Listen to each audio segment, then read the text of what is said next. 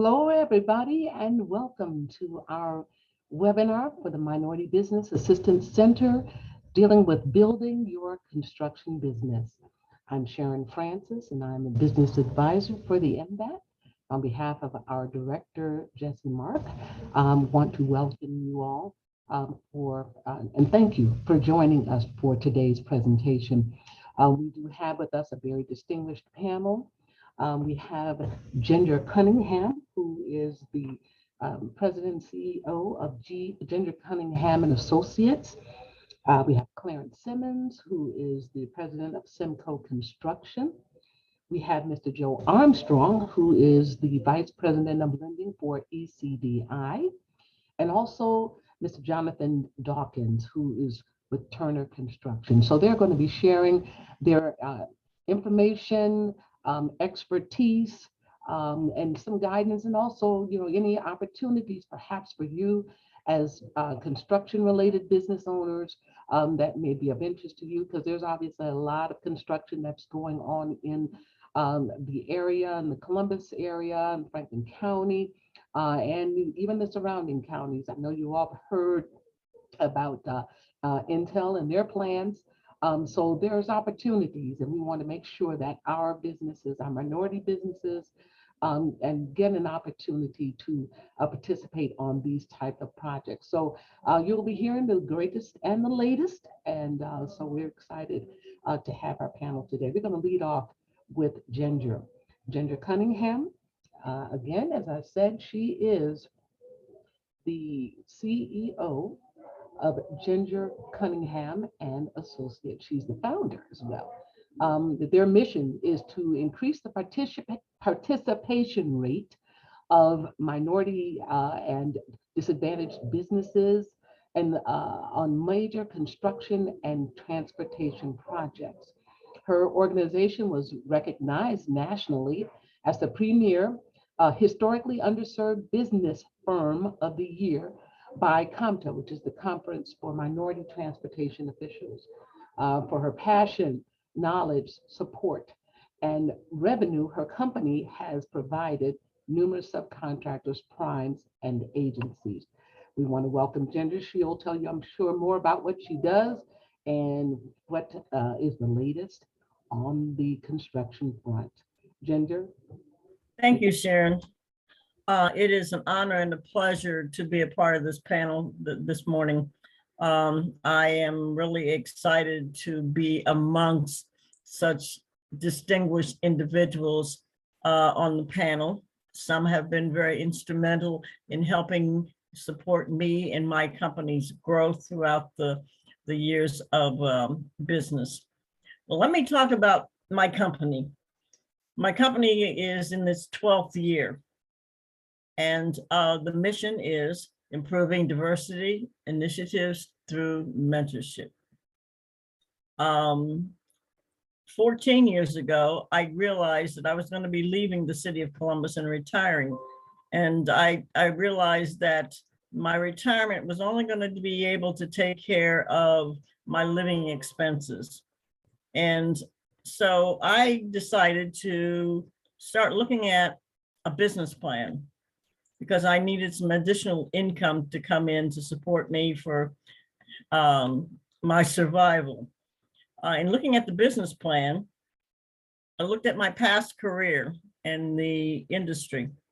I was the contract compliance investigator for the city of Columbus. I was a union organizer.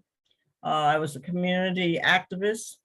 And all these services and activities led to me putting together a strong business plan to be an activist and a company, and putting my company together in dealing in the construction arena as it relates to outreach, compliance, estimating, and so forth. I wanted to be able to help those small companies to get on board with opportunities on construction projects. In order to start my business, I had to look at finances. I needed to have startup money to put my company together. I needed to have somebody that was knowledgeable as far as accounting and bookkeeping. I needed to have legal advice. I needed to have advisors and networking, and also somebody knowledgeable as it relates to marketing. I also had to establish goals and objectives. And in those goals and objectives, I put together a 10-year plan. I had to look at strongly the targeted market. What kind of companies am I going to look at who will need assistance in trying to get involved in the construction arena? I also had to identify my company lane. And that means the type of services that I was going to be handling, and that established or identified my lane. I also had to look at my company growth and expansion services. I looked around at quite a few other companies that had started their business over a period of time and realized that some of them only lasted a few years, and I couldn't figure out what happened. And in talking to some advisors and mentors, I understand the process. I was beginning to understand the process. And that was, I have to start slow. I can't grow my company overnight. I have to take my time, because in construction, as many of you know, it's not an easy an arena, especially for a woman, especially for an African-American woman to survive. So I decided that I was going to become a consultant to help those companies get on board.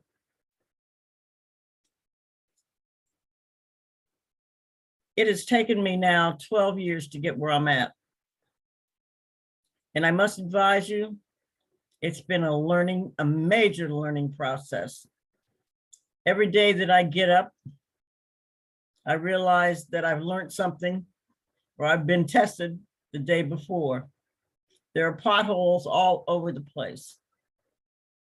First, I had to learn how to dodge those potholes. And if I got caught in a pothole, then I had to learn how to educate myself and not hit that same pothole down the road.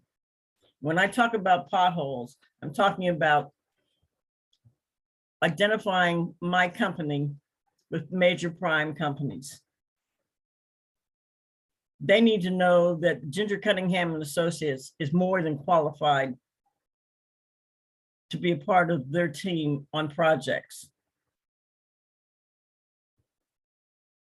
I have over 5,000 construction and professional services listed in my outreach library, especially in the construction arena. I'm a certified minority, woman-owned business, disadvantaged business, lead. My company now operates in Cleveland, Cincinnati, Fort Lauderdale, and I still run my company from home. There are many times when you're looking at what kind of projects you're going to go after, you have to understand, is my company qualified to handle all the services that the project may entail as it relates to their goals of how many minority companies they want to have a part of the project. If those companies are pre-qualified, if those companies need any kind of assistance as it relates to estimating and so forth. There are sometimes problems with some of the small companies trying to get on board. A client or a potential prime will come after that small company, only to find out that that company may not be able to handle some of the services that that prime needs that company to be able to handle. So as a small company, don't be afraid to look around and see other companies similar to yours, especially in the commercial cleaning. If you're going after a big project, say at Ohio State or Poindexter Village or whatever, and the opportunity as a commercial cleaning company is to take on more area than you're used to doing, and you don't have enough people, look at another company very similar to yours and reach out to that company and see if they're interested in doing a joint venture with you. or come under your company umbrella and be a subcontractor for you to help you meet those goals and objectives that's in that scope of work. You also have to look at finding somebody that's capable of helping you in estimating. What's your credit look like? Can you get bonded? Because it's very important, especially on a lot of construction projects, that you're bonded. For instance, I have to make sure that I have that liability insurance. My policy in Ohio is one cost. My policy in Florida is another. Florida is a very expensive state for me to operate my company. But I'm becoming successful in that area. As a woman, sometimes they look at you and think that, oh, you're going to be easy to run over. For instance, when I was in the southern part of Ohio dealing with a highway project as a consultant, diversity and inclusion consultant, I had to deal with a lot of construction supervisors who looked at me and thought maybe I was going to be an easy person to railroad or to run over. Well, thank God I used to be a union organizer in Cleveland, and they weren't able to run over me as easily as they thought. You also, when you go after a contract, and for some reason you don't get it, don't be discouraged. Go back to that prime and figure out and ask that prime, why didn't they accept you? Is there something that you can learn so that when you go after the next project, you'll be able to correct that problem? Don't be afraid to network. And when I say network, there are organizations that you need to probably join that could be beneficial for you and to help you in the area that you're going after. For instance, one of the first things I did was join COMTO, which is the Conference of Minority Officials in Transportation. That helped me become recognized on the national level because I ended up getting an award. And I was humbly honored by receiving that award. As time moved on, I realized that I probably needed to join the Ohio Contractors Association. I did that. I'm one of several minority companies that are members of the Ohio Contractors Association. That has given me additional exposure, not only in Ohio, but throughout the country. Then I decided also that I had to look at other organizations, especially those minority organizations. I joined the National Association of Minority Contractors, NAMAC. And locally, I looked at and became a board member of the Central Ohio African American Chamber of Commerce. This keeps me and my company out there being recognized because I'm active in those organizations, and that helps in networking.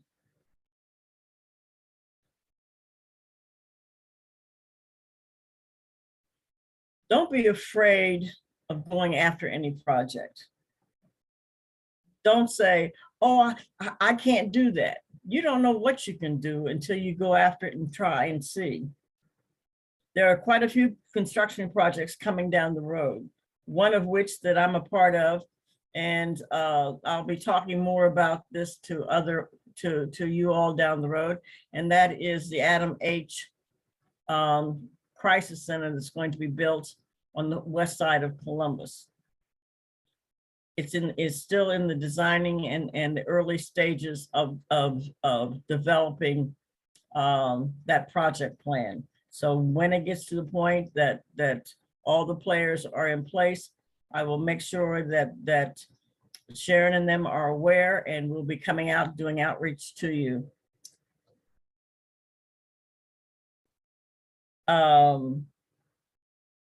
Sharon, I don't know what else I need to say. I'm open for questions. Is there any questions that anybody might have? Absolutely.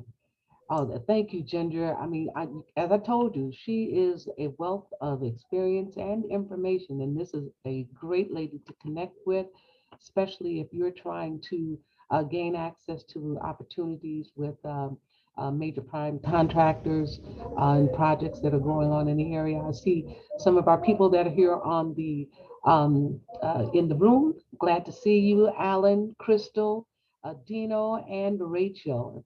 Thank you for joining us today. And yes, and if you do have any questions, you can actually just raise your hand if you'd like to speak. We will give you opportunity to speak if you would like, or you can just put your question in the chat. All right, we'll just give you a second to get that if you'd like. Sharon, let me also say this too. I forgot to mention, I do have a contract with Swaco. Swaco is now interested in reaching out to small businesses and minority and female companies. Matter of fact, we just put a posting up on my website and sent out a notice this morning about a bid that Swaco's got coming up, dealing with their landfill. If you want to be on top of notifications, all you have to do is get me your contact information, and I will put you on our list. And as I get these notices, I will make sure that you receive copies of it, because we send out notices on a regular basis, whether it be from the city of Columbus, Turner Construction, you name it, that's what we do, okay? Don't be afraid to contact my company or contact me, because I can keep you informed, especially now with the Swaco, with the Adam H project getting ready to start sometime this fall, hopefully. So there'll be a lot of companies that we're going to be looking for: commercial cleaners, cement, masonry, you name it. Okay. Excellent. And we may just put out an action alert for people to reach out to you so they can get on your list. So when these opportunities do come available, they can be notified.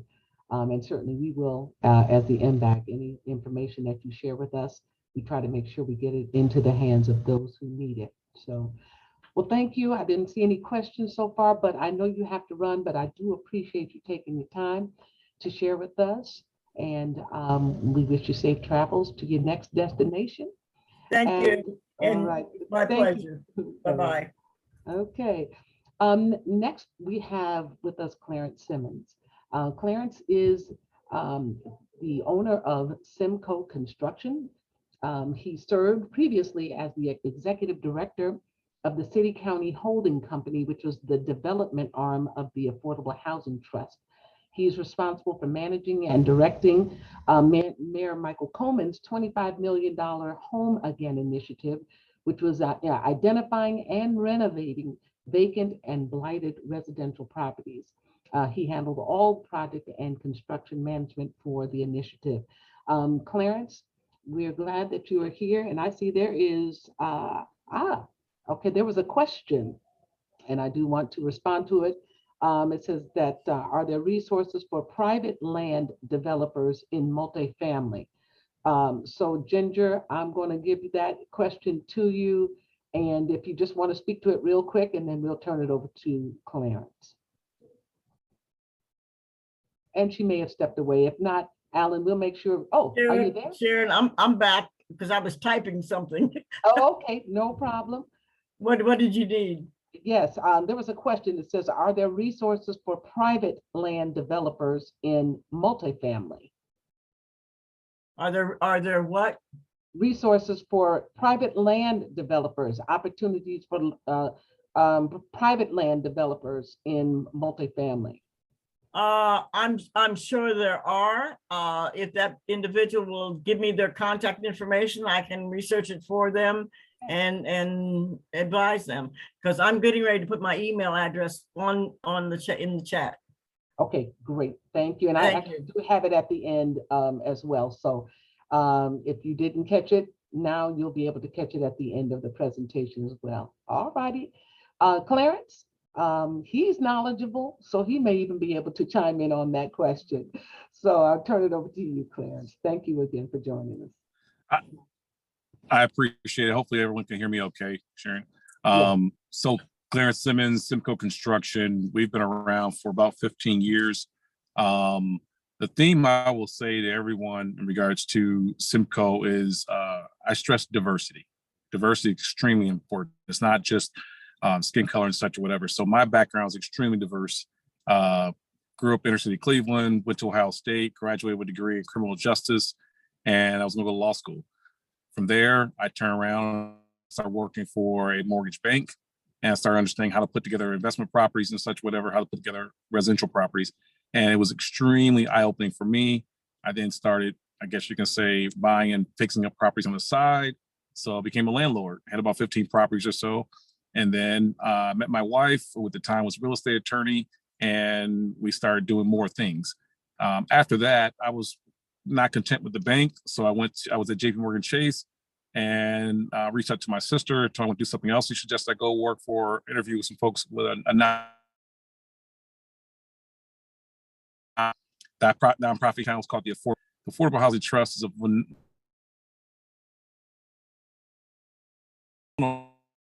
resource. My led now by undergrad together. It was a great resource for me to understand how things work. I tell people all the time, it was my on-the-job MBA. It really was. So you can have a really good understanding of how real estate works. So from that standpoint, it was great. Well, we had some successful moments, I believe, with the program in helping the city usher in. This is back in, oh my goodness, 07, 06, 07, 08. So just around the time of the recession or whatever.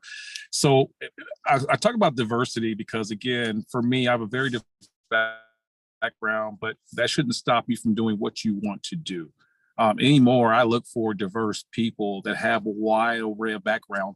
I can walk into a room and I can speak about financing, but also on the flip side, I had a little bit of construction knowledge. So working this program gave me the ability to really increase my knowledge of construction and contracts and property project management, such whatever. And then I looked around after about 3 years and told my board, I'm going to leave you guys while you love me and start my own construction firm because there aren't any minority contracting firms that have capacity in this space.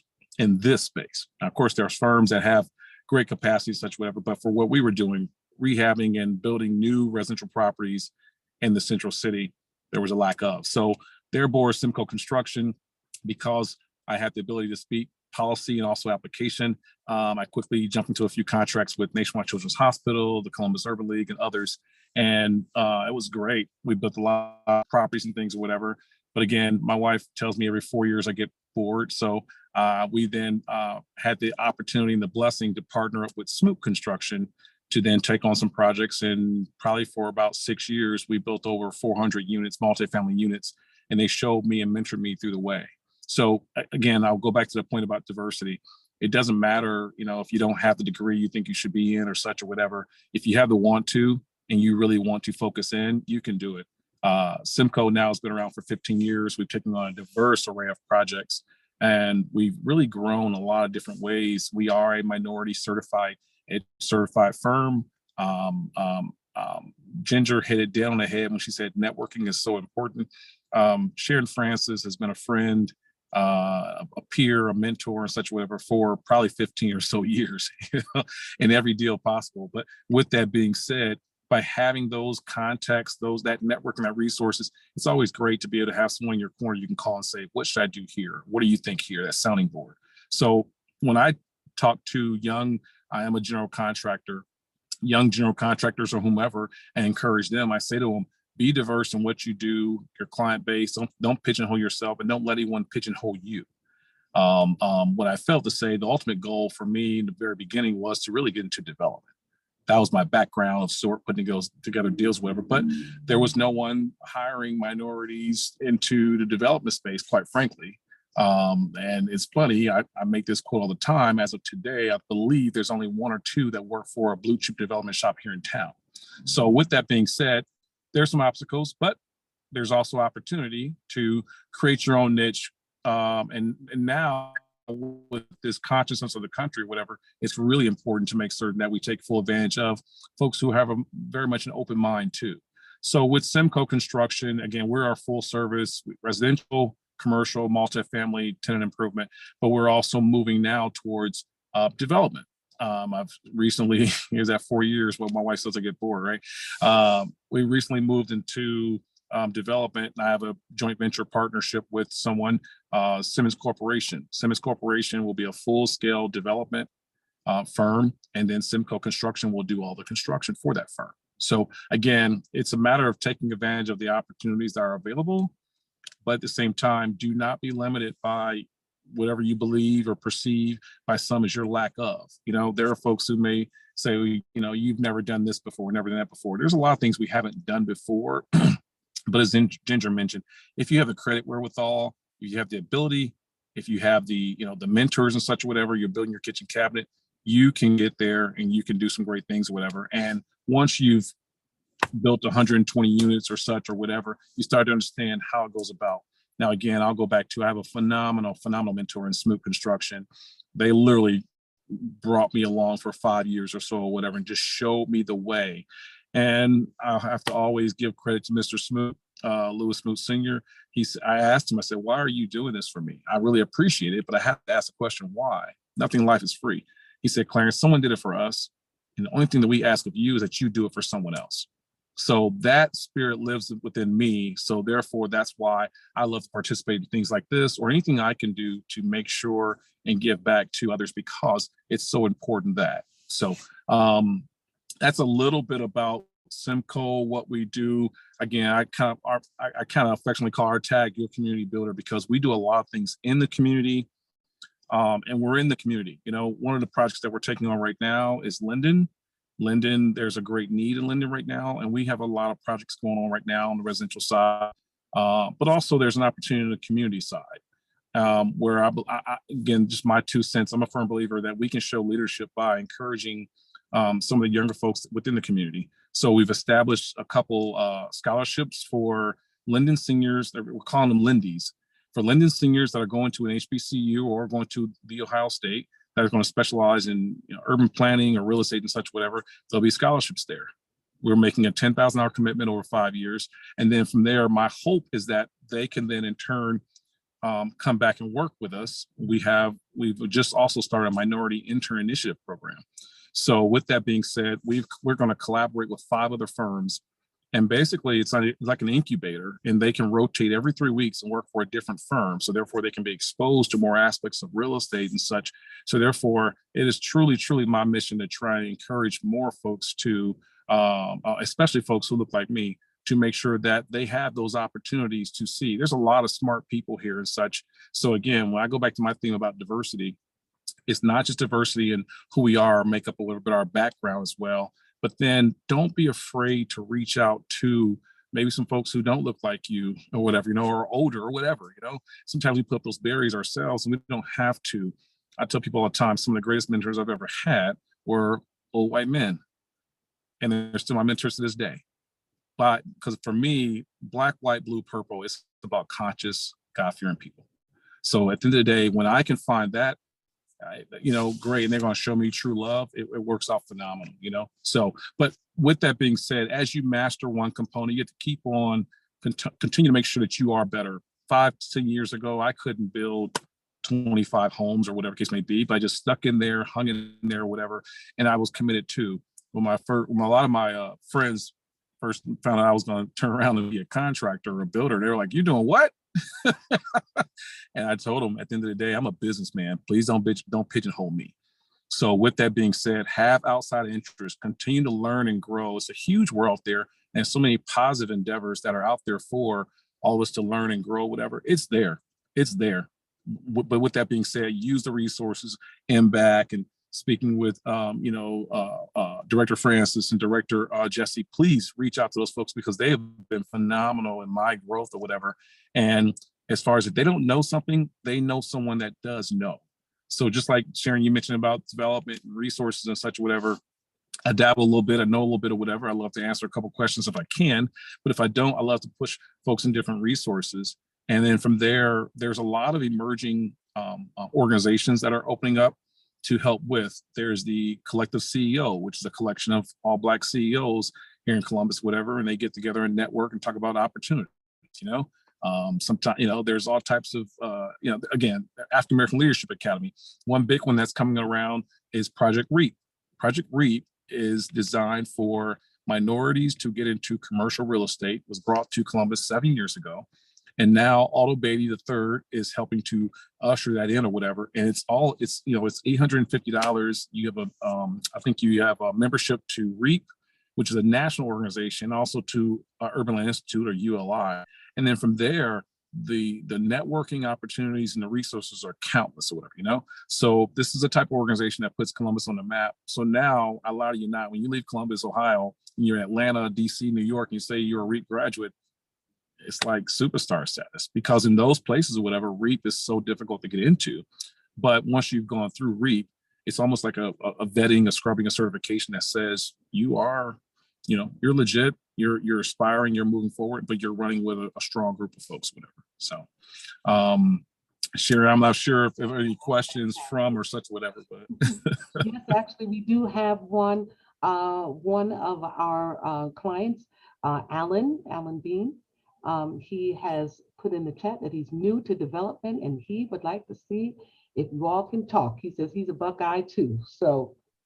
All right. All right. I love it. Yeah, we will put our contact information out or whatever, you know. I can also post my mobile number or whatever case may be. But I mean, I talk real estate 24/7. If I'm not, you know, it's family first and then it's work, of course, God, you know, for certain without be spoken. But, you know, I'm always talking real estate to my friends, to my wife, to my, we're a real estate family. So at the end of the day, if I can be helpful to point the right resource or such, whatever, or also, you know, be a contractor, be a developer, whatever, find those sounding boards, find that real estate group, those folks that you can sharpen still with, that's going to empower you to take that next step. It's so important. And as I mentioned, there's so many opportunities right now that people are looking for really sharp folks who want to really do something. I'm looking at a young man right now to hire. The young man has a chemical engineering degree. It says to me, he's a smart guy. Mm-hmm. Now can he, you know, and he's also shown me application where he can perform in construction and project management and such, whatever. So I think the barriers are coming down somewhat where people are not just so focused on, do you have a straightforward plan from 30 years ago? I love a diverse background because it shows me that you can handle yourself in different situations, especially working for a major corporation and such. And the only other thing I would close with this, you know, as contractors, as builders, or whatever you want to call yourself, whatever, we are entrepreneurial. Do not lose that spirit. That entrepreneurial spirit it's in us. And once you have it, you have it. So find other entrepreneurs to build you up, to make certain that you can keep that energy going. Every now and then I'll call Sharon. She'll get me pumped up. Okay. So at the end of the day, please have that spirit. Make sure you take advantage of the impact resources.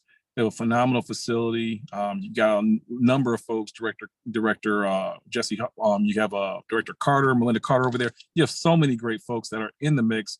They can point you in the right direction. And I lie to you not, when I was a pup 15 years ago, didn't know what I was doing, wet behind the ears. The folks like Sharon, folks like Jesse, folks like Melinda Carter looked out for me, took care of business, and they saw that there was something there. I had the pleasure of receiving the Small Business Award from the City of Columbus. And that gave me all the confidence I need to say, I can do this. I can really do this, whatever, you know? So, well, first I had to show it to my wife. I think I got that proof through, you know? So, but with that being said, anything I can do to be positive energy with encouraging folks or whatever, black, white, blue, purple, let's just all move this thing forward. But the only thing I ask of everyone is let's try and make this community better. Let's make this, we have such a phenomenal opportunity. We have our health, things are opening back up or whatever, but let's make this community better because we have a phenomenal economy, community and such, whatever. And we just want to continue to make that grow. But while this community grows, there's a lot of resources, opportunities for us to grow as well. So. All right, fantastic. Clarence, thank you so much. And as always, and he's absolutely right. I've known him for many years. I have watched him develop. He is committed to excellence, and the product that he delivered was second to none. And I mean, and that established him as being a contractor that folks could actually partner with and know that they're going to get a good product. And I think that's probably the best testimony that whatever you do, whatever your field of service or work is, that if you deliver a quality product, the business will come, the opportunities will come. And certainly we're here to help facilitate as much as possible as far as training, opportunities, of course, certifications. You've mentioned all these businesses are minority certified, so that gives them access and opportunities to bid on contracts that are with the state of Ohio or with the city of Columbus, Franklin County. And certainly they're delivering on the quality on the product, and that's what establishes them. So whether you're certified or not, you are a contractor, you are a quality contractor, you deliver a good product, and your reputation is everything. So you want to make sure that you preserve that. And so we salute you, Clarence. Thank you for taking Thank the you. time. And so yes, No, his thank you. information will be also later in the chat, as well as on the recording that all of you will be getting of this session, so that you can reach out to our presenters. Thank you, Clarence. Thank you again. Appreciate you. We're going to move on. We have another very, very capable gentleman that is with us, Jonathan Dawkins. He is the procurement manager for Turner Construction Company and is responsible for overseeing the bidding and contracting opportunities for the Central Ohio office. Jonathan has a passion for connecting businesses with opportunities, with an emphasis on supplier diversity efforts. This passion plays out within the work he does with Turner School of Construction Management, as well as his role on the board of directors with the Ohio Minority Supplier Development Council, as well as the Economic and Community Development Institute, better known as ECDI. So we're going to turn the camera over to Jonathan, and welcome. Glad to hear you. Take it away, sir. I appreciate that that intro. Pleasure to be here. Glad to see folks on the call here, and really just want to take a few minutes to talk on the theme, of building your construction business, with a subtext for me specifically, for building in alignment with a lot of the opportunities that are coming here. Oh, great. And I have some talking prompts as well. You can see that title slide that just popped up here. Don't worry, it's only like 3 or 4 slides, so don't worry. It's not gonna be death by PowerPoint today, but I do want to give you all some concrete building blocks that will put you in position to really capitalize on the opportunities that are coming. Especially you just drive down, High Street, you drive through Central Ohio and some of the suburbs outside the 270 loop, and you can just see the amount of construction opportunities that are out there. And then you read the news and you hear about more that are coming up real soon. So really want to just give you kind of a peek behind the curtain on insights from my standpoint on how to set yourself up to build your construction business. And go to the next slide here. All right, so I have 4 building blocks that I want to talk about. The first 2 are up on the screen. So build on what you know, build your document library. So, just unpacking that real quick. Build on what you know. There are a lot of companies that I deal with, being the procurement manager, that are new businesses, even established, businesses that we work with every day. And the ones that we seem to find success with capitalize on their core business. So what I say, how I'll define a core business would be, what do you do really well? What do you do really efficiently? And, what's the money maker, for your business? What is that? What is that driver for you? Now, if you can answer that question for your company, then it points towards identifying your core business, and you'll be able to capitalize that because you'll focus on opportunities that align with your core business. And, it's not just kind of the throw a dart approach, right? Where you got a number of different bid opportunities out there. You're going to just shoot proposals off to any and everything, right? It's more of a focused effort, and the focused effort aligns with what makes you money and what you're efficient at. So build on what you know. That's the first building block. The next one is build your document library. That's kind of an odd one, and I'm not just talking about research books for how to a good degrader or whatever. I'm sure all those stuff is a part of it, but that's not really what I'm talking about when I say document library. Any and all businesses, any and all clients that you're going to deal with have some sort of a onboarding or pre-qualification process. That's what I'm referring to. It's essentially, it's called different stuff, but it's essentially helping the client, ahead of awarding you a contract, know who they're getting into business with. And it's a risk management process, and understanding that will really help set you up for success. And also, if you just have those standard documents, and I'll say standard financial documents, everybody needs to have, an income statement, a balance sheet, and those are probably the core ones: income statement and balance sheet. A statement of cash flows would be the other one, but I'd say baseline income statement and balance sheet would be where you need to start. You also need to have a baseline level of insurance documents.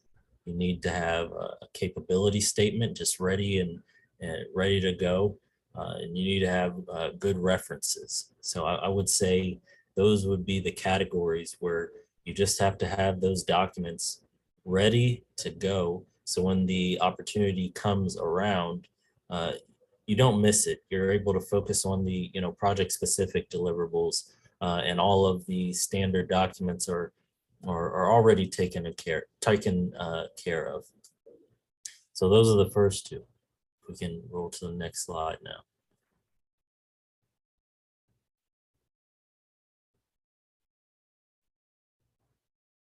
Oh, all right. So the next two are build a strong proposal, and then build lines of communications, which is, it's empty page there. So we'll just kind of talk around that subject. But building a strong proposal, your proposal, especially if you don't have a relationship, is your representation, is it represents you.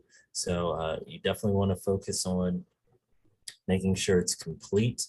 And when I say complete, if there's a request for a proposal, request for qualifications, commonly referred to as RFPs or RFQs, all of the deliverables that you can pull out of those RFPs and RFQs are addressed. Now, I can't even name the amount of proposals that I get across my desk and are not able to be reviewed because of incomplete or insufficient information. And that says a lot. If my first deliverable to you is in an RFP or an RFQ, and you're not able to deliver that fully, that's an indicator. In the back of my mind, I'm saying, okay, is this a indication of if I sign you up for a contract, this is an indication of how that project is going to go. So it's really building the strong proposal is your best foot forward. And then building lines of communication, honestly, it's just communicating to and through the opportunity. And when I say communicating to the opportunity, ahead of any opportunities coming out, using touching base in a way that makes sense with whoever the client is. So one way that I appreciate people to reach out with me, ahead of opportunities is, if they see Turner Construction, has a win in the marketplace, like, oh, hey, Turner, I saw you, you won this data center, you won this opportunity at Children's Hospital, and they'll reach out and say, hey, congratulations, maybe we can get coffee and, understand, the opportunities that are going to come with that win. So you already established that communication ahead of the opportunity actually being released, and it's a little bit of goodwill. Everybody likes a pat on the back, so it's nice to hear that people are congratulatory to you. And then when I say build line of communication through the opportunity, even, oh wow, maybe, I'm sorry, Sharon, maybe I set up that to be something that you click through, but it's no big deal. I'll talk through it. But when I say communicate through the opportunity, even if you lose a project, it's important to understand why, and it's a common thing. People reach out to me if they're unsuccessful in a bid and say, hey, Jonathan, if you got 30 minutes next week, I'd like to do a debrief on that last proposal I submitted, and take all that stuff to heart and build on it to make your next proposal that much better. So if we can go to the next slide. Yep. We already hit all that. Great. Oh, I'm glad you clicked on that, because I want to touch base on this. So if you secure a contract, make sure the next line of communication you build is with that accounts payable department, with whatever client you win that opportunity with. I can't stress how important it is, for new businesses, for scaling businesses, for established businesses, to keep healthy working capital, and keep a healthy cash flow through the project. So now we can transition to the next slide. So this is something, and you can just go ahead and click, and we'll just, we'll talk about each one of them. But this is something fun that I thought I'd just throw in here. I've done it with other presentations, so sorry if you've been to Turner School and see this again. It's a little like, your pastor recycling a sermon, right? It's like, how many times I gotta, hear about John 3:16, but we're gonna hit it one more time. So one thing that I like to bring up is kind of what a game I call, what you said and what we heard. So this is both sides of the table, right? So a lot of responses, these are actually actual responses that I've gotten, and then, an interpretation behind the curtain with a corporate for what we hear behind the words. So the first thing is, I can do anything you need, electrical, cleaning, marketing, IT, etc. So that sounds like a positive thing, right? Like, oh, just a one-stop shop. I can go with that person. They can take care of everything. But, what I hear is, I do not have, or I have not identified a core business. That's dangerous. Jack of all trades, masters of none, is dangerous from a risk management standpoint, sitting in my chair. The next one is, right now it's just me and my business partner, but we could find a workforce if we land this account. So what I hear with that is, I don't have capacity to manage your account right now, and the workforce, but and the workforce I get will take time to develop. So especially in a time when Columbus is so busy right now with opportunities, workforce is a huge issue. If you don't have a secure, trained, ready to go workforce, I understand there's going to be a learning curve associated with it. Do I want that learning curve to take place on my job? Maybe I'll roll the dice, maybe I won't. You know what I mean? But it's something that, as from a client standpoint, if I hear it, this is something that's in the back of my mind, right? Okay, the next one. My company's experience has been in residential, but I'm sure I can do commercial. How different could it be? And what I hear is, I've not really looked at what it takes to move into a different market and industry. Residential and commercial, even from a code standpoint, can be very different. So this is something that goes through my mind when somebody doesn't have experience, a history of experience operating in both markets, because they are two separate markets. Next, I have a hand in every aspect of my company. I like control.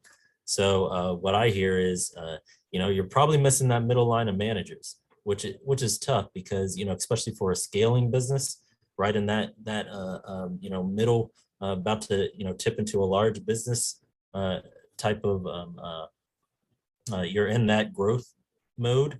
It's tough for a business owner to be everything for that business.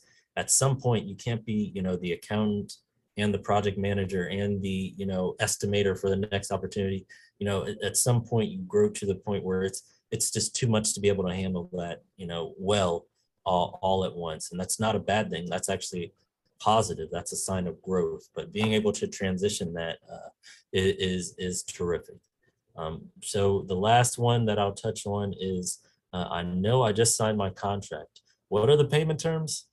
My contract workers like to be paid weekly. So yes, this is something that I've heard. And this is, of all the ones, this could be the most scariest to me, because what I hear is I did not financially forecast this project well, and the 30-day pay terms, which is standard, you'll see some 45, some 60 as well, are going to cause significant financial stress on my company. So financial stress for your company means risk and exposure for your clients. So extremely worrisome thing to hear from somebody you just signed a contract with.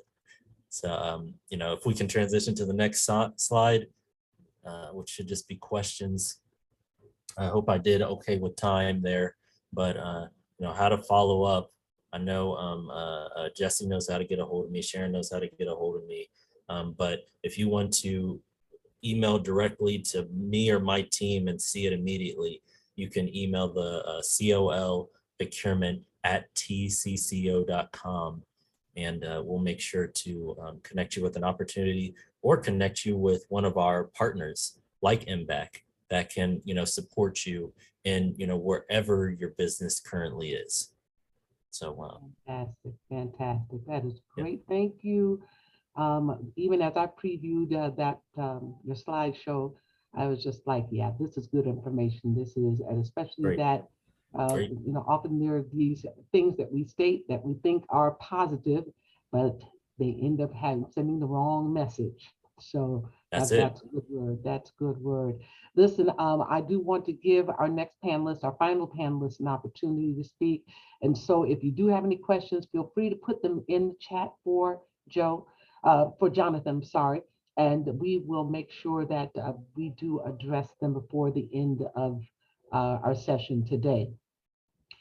Today, we also have with us from ECDI, Joseph Armstrong. As I said, he's the Vice President of Lending, and he brings over 18 years of experience in the financial industry. And throughout his banking career, he's developed a passion for helping small businesses and entrepreneurs. He received his MBA from Capital University and serves in numerous leadership positions, including board member and treasurer of the Bexley Area Chamber of Commerce. So I'm going to turn over to Jonathan. I'm sorry, I got the J's mixed up, to Joseph Armstrong from ECDI. So he's going to tell us about what opportunities and hopefully where the money is. All right. Thank you, Jim. Thanks, Sharon. I'm going to share my screen now. Mm-hmm.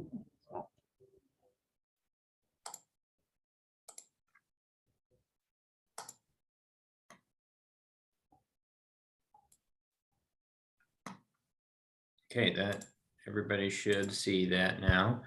So a little introduction about ECDI.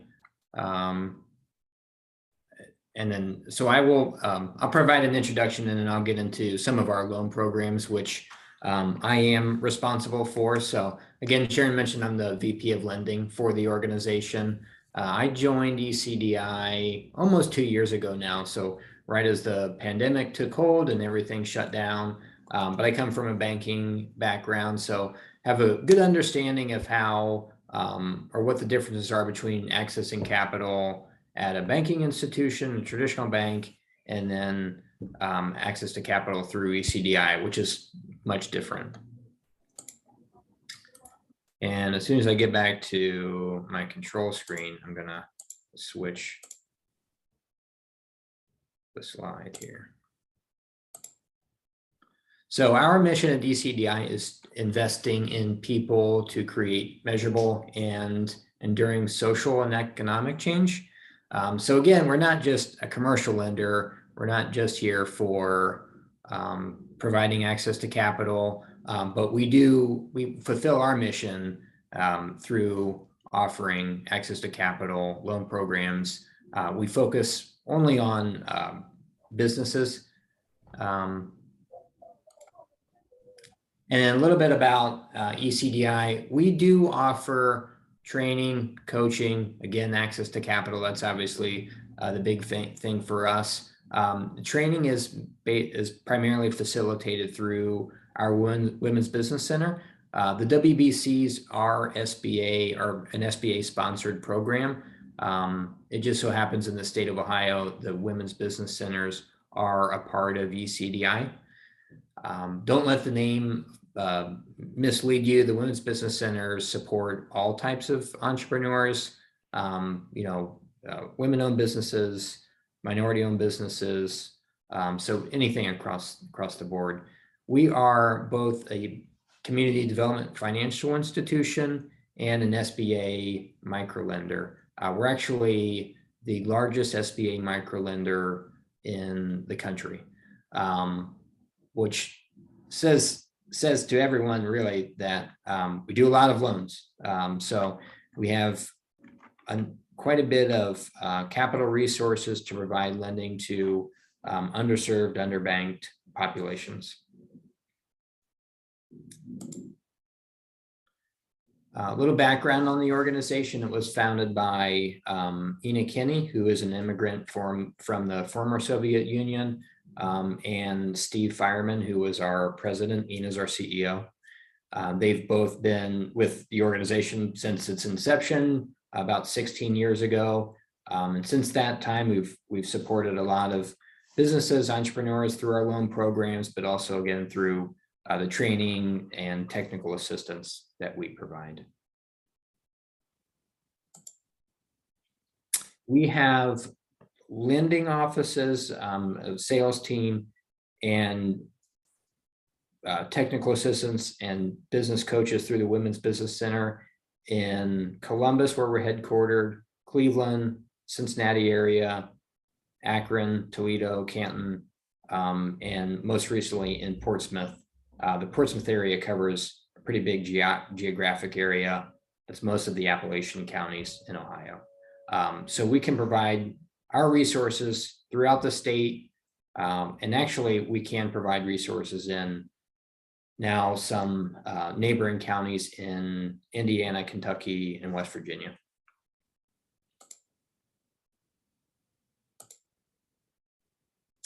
So getting down to how we provide lending and access to capital. So a few things that are important to note as a borrower. We do require a personal guarantee. Our loans go to the business, which is the borrower. The borrower is actually the business. However, we do ask for a personal guarantee. The loan does report to personal credit bureau, which that's always a conversation that I have with borrowers, and our relationship managers who are part of my team have that conversation as well. In some cases, and I would say many cases, we do require both collateral and equity injection. Those things are dependent on the type of request, the size of the request, the loan amount, things of that nature.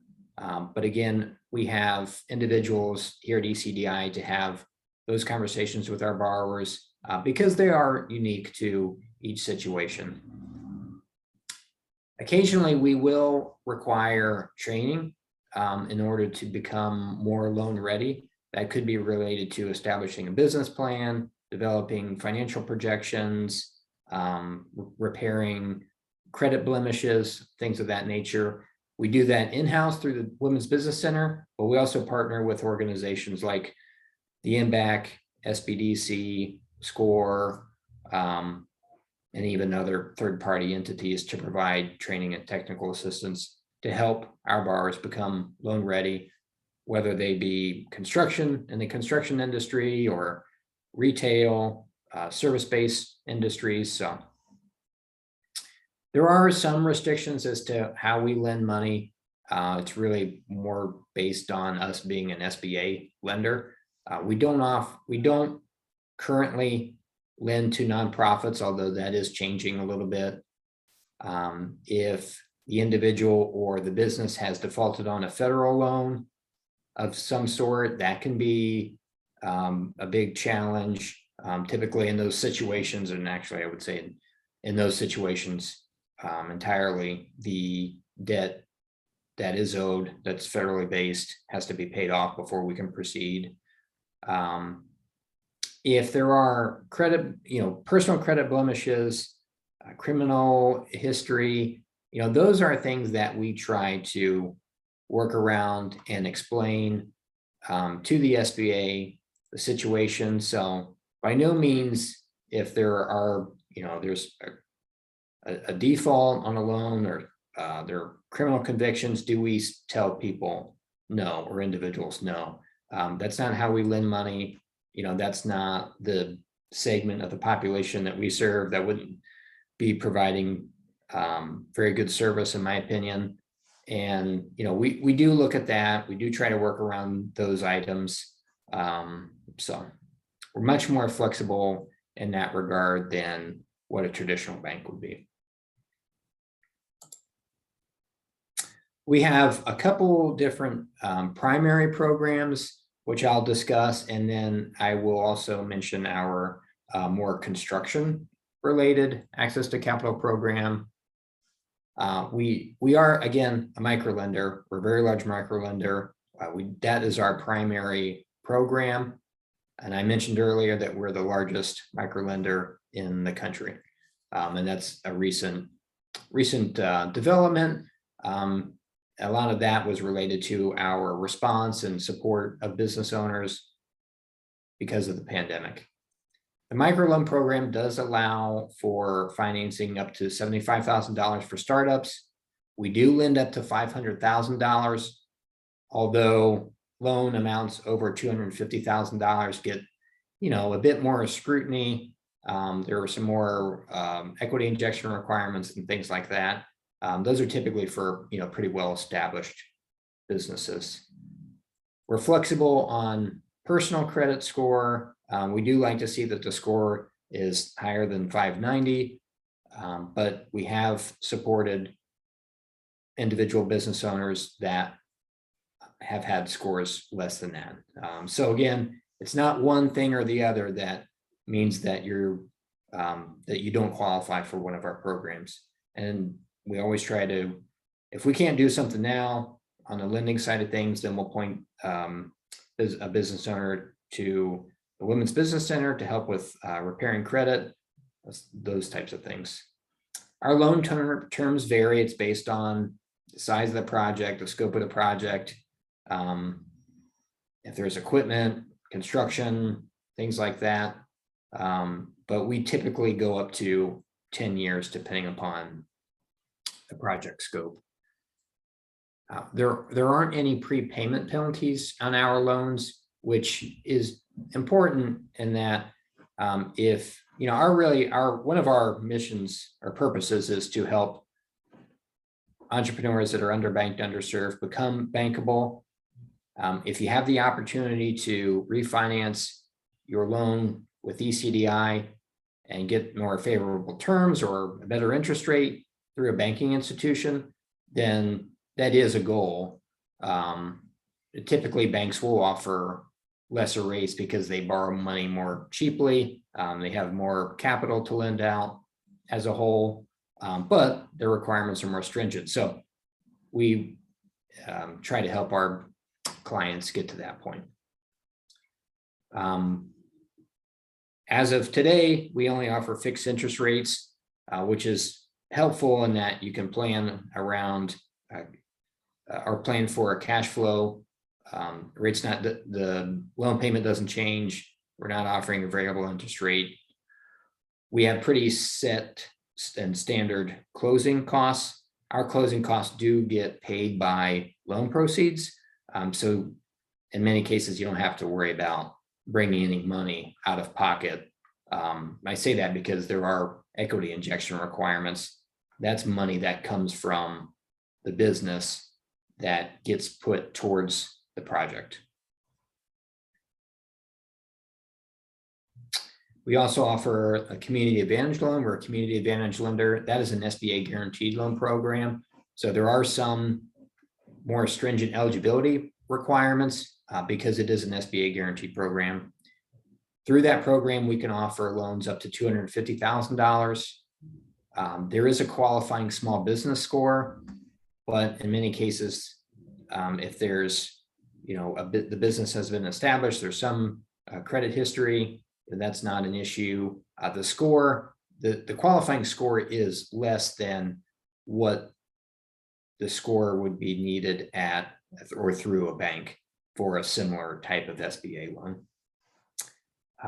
We, again, kind of pointing back to what I mentioned earlier, we will look for collateral on these types of transactions based on the size, but also based on SBA requirements. That could include filing a mortgage on a home. So that is something that I speak with a lot of clients about, very upfront about, if that's something that the homeowner is not wanting to move forward with, we might have to discuss other means of accessing capital, but that can be a requirement through the SBA. So this program does offer terms of up to 10 years, which can help with cash flow. The interest rate on these loans can be somewhat higher than what a bank would provide, which goes back to us, trying to help support our clients using the programs that we have available, but in an attempt to get that business owner to become more bankable and being able to open up opportunities for commercial lending at traditional institutions. There are closing costs with this program. Again, that's pretty standard. However, those loans, again, do get paid through loan proceeds, so the out-of-pocket expenses minimized. So we actually do everything in-house. We have our sales team, which I'm a part of, essentially. Our relationship managers are part of my team. We have a loan operations team that handles loan processing. We also have a credit team that does our underwriting. Now, in some cases, and especially with a community advantage program, we do have to partner with the SBA, but most of what we do on the loan side of things is all done in-house.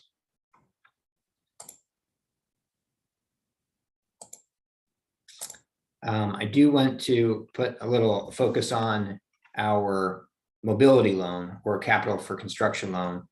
This program has been around for probably 4 years or so, 4 or 5 years. It is designed to help support minority owned construction companies to mobilize a particular project. So it finances or can finance labor, materials, again, for a specific job, allowing the business owner to take on more projects and larger contracts. So essentially, we're providing the working capital that's needed to either bid on a job or become more eligible to bid on a job. As far as the terms go, they're flexible in nature. There is a joint party agreement signed with the prime contractor on the job, which creates a joint payment back to ECDI and the borrower, so our client. Once the loan is paid off through that joint party agreement, then any money or any billing that goes to the prime, those payments then go to the borrower directly or to the business. So that may be something, and that was not something I was that familiar with before I got to ECDI. I know Jonathan is much more familiar with it than I am. Jesse, Mark, the director of the MBAC, is very familiar with it. Jesse actually established the program here at ECDI. He was a big component of that project when it was originated. So both Jonathan and Jesse are good resources and have a lot of experience working with construction businesses. Obviously, I don't come from a construction background, but I'm more familiar with the mechanics of the loan and eligibility and things of that nature. So if there are specific questions about the mobility loan that we offer, I'm happy to answer them. We also have other resources that can talk about the benefits of the program in relation to cash flow management and things of that nature. The terms of the loan are typically dependent on the timeline of the contract. It's flexible. We usually try to build in a little more time if you end up having to be on the job for longer or it gets delayed, things like that. I mean, those are all things that we're accustomed to seeing and are flexible to help our borrowers kind of meet the cash flow needs and the timeline requirements. We do typically go out to 12 months on a project. So as far as loan amounts, we typically will go up to $250,000, although that's probably on the higher end. Our probably average loan size with this program, certainly less than $100,000, but we can accommodate for larger contracts. So. Excellent. Thank you, Joe. We're going to ask our attendees, if you have any questions, you can certainly put them into the chat. We are definitely going to share with you the contact information for all of our panelists, including Joe, so that you can get information if you're interested in applying for or even considering financing through ECDI. The MBAC as well, we do have opportunities for financing through the state of Ohio, particularly if you are certified as a minority business enterprise or a women-owned business. There are loan products that are available that you can also access. So definitely reach out to us here at the MBAC if you are looking for access to capital to support your business endeavor. Just checking to see if there are any other questions here. All right, good. As you check in the chat, you should see the email address for Joe.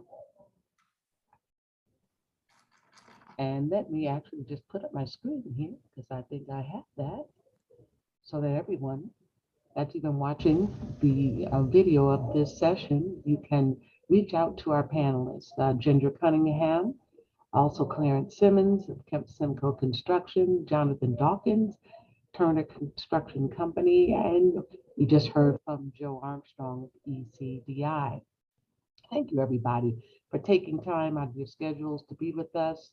We are, of course, your Minority Business Assistance Center.